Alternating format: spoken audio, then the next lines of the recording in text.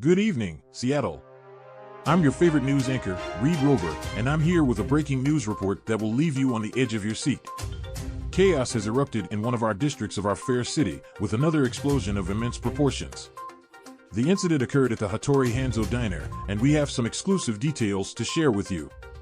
At first, it was believed to be a possible gas leak, but Knight Errant soon gave a public statement that they had conducted a sting operation to uncover a terrorist cell known as the Toxic Titans.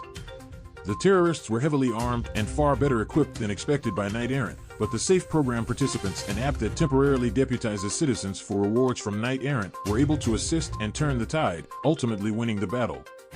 The attack was precluded by a botched raid by alleged Lone Star agents, which started the firefight between Knight Errant, the Toxic Titans, the alleged Lone Star agents, and several civilians. Reports from witnesses in the area suggest that before the firefight broke out at the diner, the song Lonely Boy by the Black Keys could be heard playing loudly from outside the diners somewhere in the alleys. It was unclear if this was from the Toxic Titans, Lone Star, or unrelated.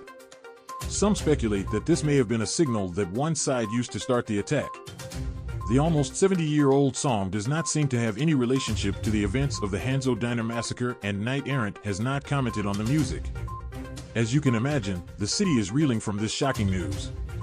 The area around the diner has been sectioned off while Knight Errant conducts their investigations and ensures that all terrorists have been apprehended. But that's not all.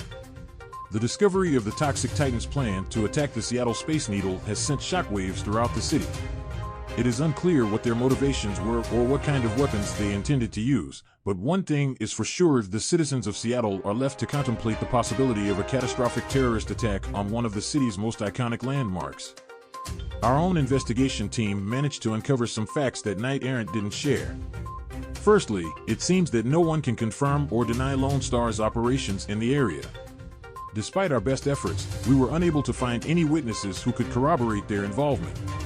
Some people claim to have seen individuals who looked like they could have been Lone Star agents, but there was no concrete evidence to support this. Interestingly, a few witnesses reported seeing several very professional-looking people enter the back of the Hattori Hanzo establishment shortly before the incident. At first, they believed these individuals worked there, but upon closer inspection, they could have been Lone Star operatives. However, we cannot confirm this, as there were no clear-cut descriptions of anyone available.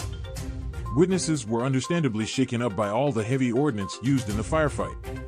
It's clear that there is just too much weapon proliferation in Seattle.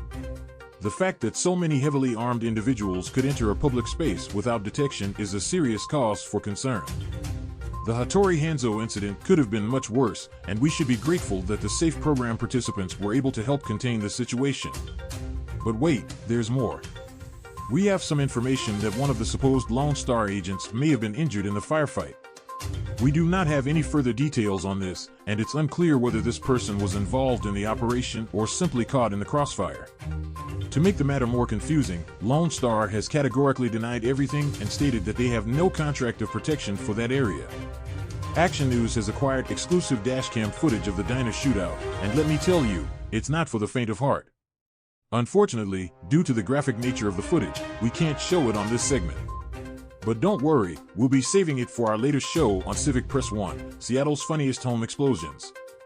Now, I may have some disdain for that show, but let's keep it professional here. The footage reveals that the firefight was not only intense, but also highly coordinated. The terrorists appeared to have carefully planned the attack, and their weapons were far more advanced than what one would expect in a typical street-level crime. The turrets, for instance, were not just any ordinary machine guns. They were state-of-the-art, remote-controlled weapons that could pivot and track targets with incredible accuracy. It was clear that whoever had assisted the Toxic Titans' defenses had deep pockets and a lot of resources at their disposal. The footage also shows the participants of the SAFE program in action. Despite not being trained professionals, these citizens were able to hold their own against the heavily armed terrorists. They worked together with Knight Errant officers to bring down at least one of the Toxic Titans. They may have contributed more, but that is all we can confirm. Their bravery and quick thinking undoubtedly saved lives, but it also raises some concerns. Is it really safe for untrained civilians to be deputized and sent into potentially deadly situations? Shouldn't this kind of work be left to the professionals? Knight Errant and Civic Press 1 enthusiastically profess to the safety and efficiency of the SAFE app, but this reporter still has his doubts. These are questions that Seattle residents will be grappling with in the wake of the Hattori Hanzo incident. Some will argue that the SAFE program is a necessary tool in the fight against crime and terrorism, while others will call for its immediate suspension. As for the terrorists themselves, Knight Errant's investigation has revealed some disturbing details. The Toxic Titans were a well-organized group with ties to several other criminal organizations in the area. They had been planning the attack on the Space Needle for months, and it's still unclear what their motivation was. However, some sources suggest that the attack may have been politically motivated. The Space Needle is not just a tourist attraction, it's also a symbol of Seattle's prosperity and growth. By attacking it, the terrorists could have been trying to send a message about the city's wealth inequality or its environmental policies. Whatever the reason, the fact remains that Seattle was lucky to avoid a major disaster. The Hattori Hanzo incident was a wake-up call for law enforcement, and it's clear that more needs to be done to keep the city safe. But in the meantime, let's take a moment to thank the brave men and women who put their lives on the line to protect us all. This is Reed Rover, signing off. Now where's my check? 2 news updates in one day. This city is going to hell. Oh fuck, this mic is still live.